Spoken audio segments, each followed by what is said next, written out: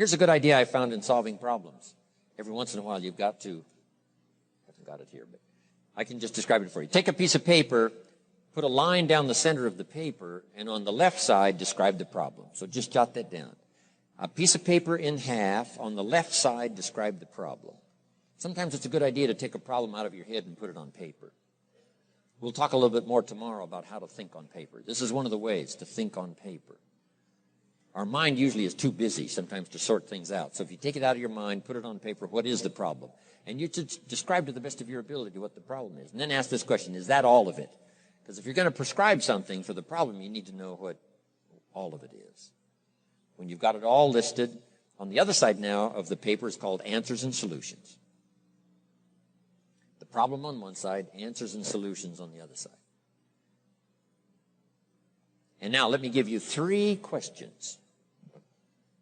3 questions that can help solve most any problem. Here are those questions. Number 1, what could I do? So just jot that down. What could I do? Then you start developing what we call working papers. And the working papers consist of making a list of the things you could do to solve this problem. Number 1,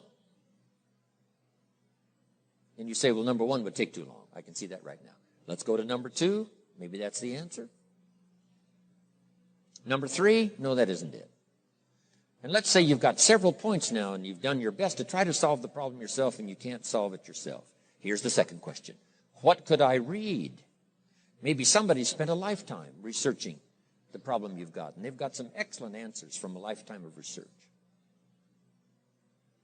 Maybe in your own journal you've taken notes before on something. You say, hey, I remember a class I took. Seems like there were some answers there, so you go back, do a little research. So under number 2 is research. And if you search, what? You will find. If you research, you will find. Search and research.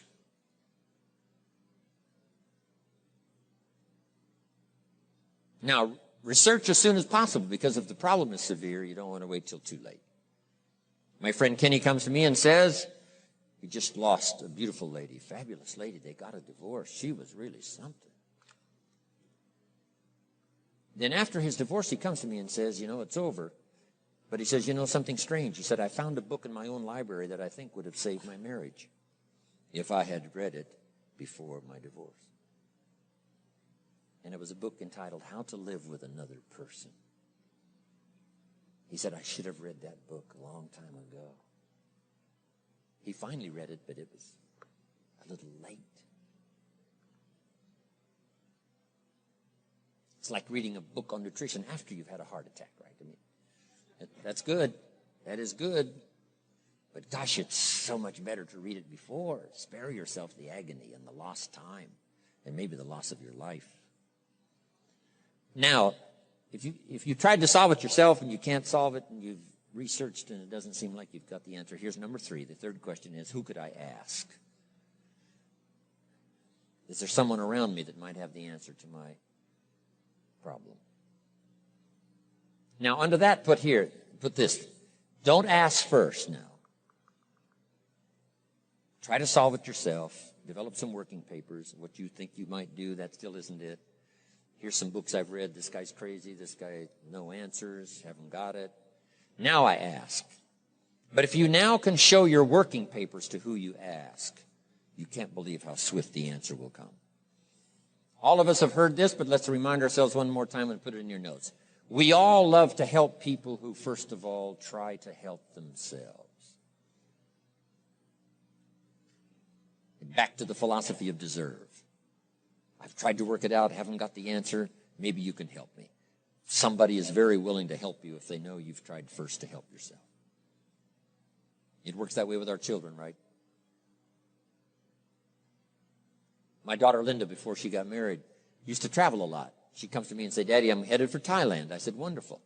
She said, I've saved up my money. I said, fantastic. She said, I've got $1,000. I said, wonderful. She said, the kids wanted to go here, wanted to go there. I didn't go. They wanted to buy this, wanted to buy that. I didn't buy. I got my money put aside, $1,000. I said, Linda, unbelievable. You must be my daughter. That's fantastic. Now she said, to make the trip, I only need a couple of thousand more. An easy 2,000, right? But she knew she couldn't get the whole 3. But she knew that if she worked hard to the best of her ability and put that first 1,000 together, the next 2 was easy, right? Okay. So, develop your working papers, do your best to solve problems. Here's why you try to solve it on your own first. You need the mental and emotional muscle. You need the discipline. If you just quickly go to the answer, somebody that's got it, now you're not developing the muscle. You're not developing the discipline to solve your own problems, because there may come a day when there's no one else to ask. So you need the rhythm of learning, the rhythm of trying, the rhythm of seeing if you can do it first, to build the emotional, mental muscle.